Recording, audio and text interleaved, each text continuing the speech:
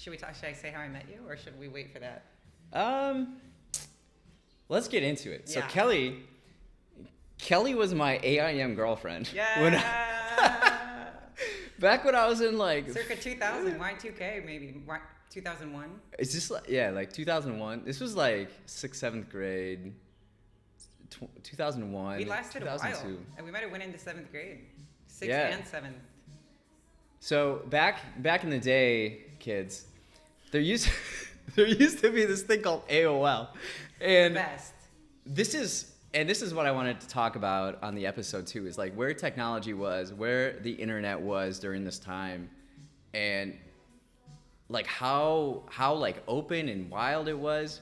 My memory of it is I met your older sister, in a chat room. So this is AOL.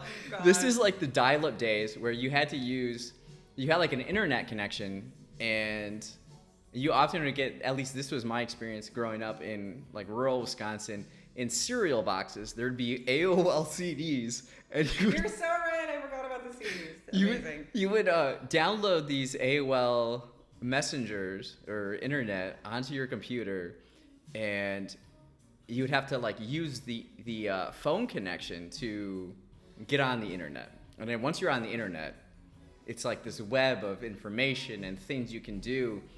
And there would be these, part of AOL was like these chat rooms. Yes, the best part. So get this, strangers could all enter this chat room and then just start talking, like a text message thread or I don't know what you would call it now, but like Slack or I don't know. And then to start off with, when people got into the chat, people would do ASL. Which means age, sex, location. What more do you need to know than Yeah, ASL? come on, let's get straight to the point. Age, sex, and where are you living? And I met Kelly's sister in one of these, and then she introduced me to you, allegedly. Yeah. And then we started talking, and then she was my girlfriend for a while.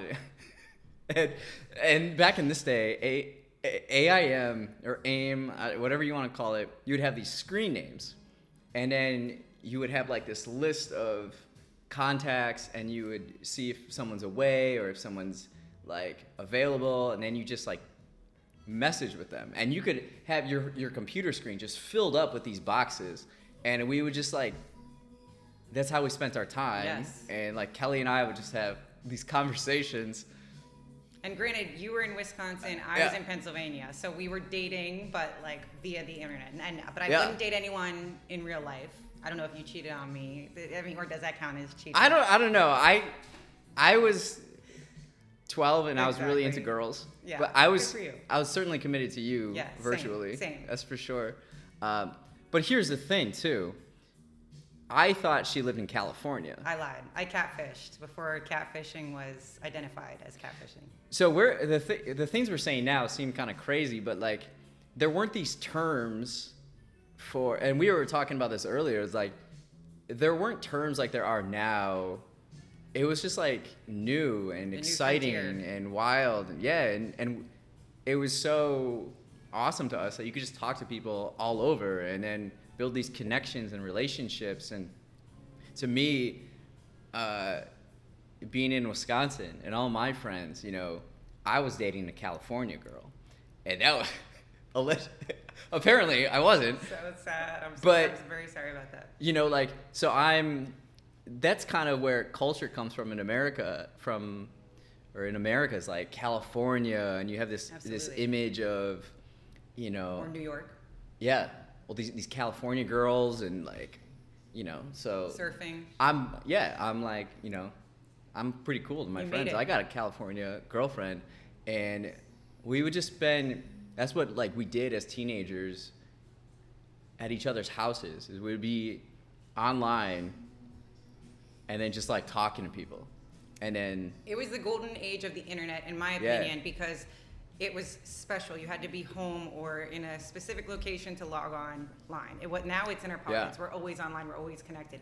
There it was like, I'm going to go home and I'm going to get in my chat room and I'm going to message my boyfriend about whatever our day, or making up day, as I did. I made up days. Yeah. I would pretend I was a surfer. You weren't my only victim. Like I dated you and I got to know you and everything, but like I would always tell people I was from California. It wasn't personal. I just wanted to be from California, and that was the beauty of the internet. And then she eventually moved to California. Exactly. I manifested it. But yeah, it was role playing for a lot of people. You didn't have to be yourself. Yeah, and that's what's so fascinating about it too. But I think it's cool that,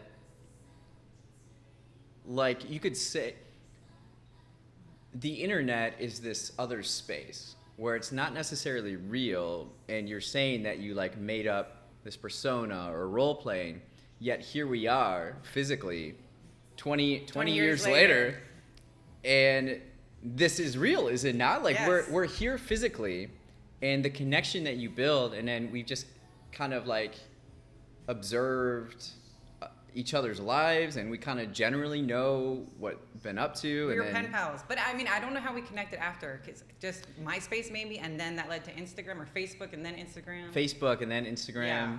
Yeah. So we followed each other all through those platforms. The progression of the internet and our like also projection, but meeting people online and stuff, you can just kind of get lost, and I talked to that person at that point, and I have people that I've lost that I still think about sometimes, that I was very close with via the internet.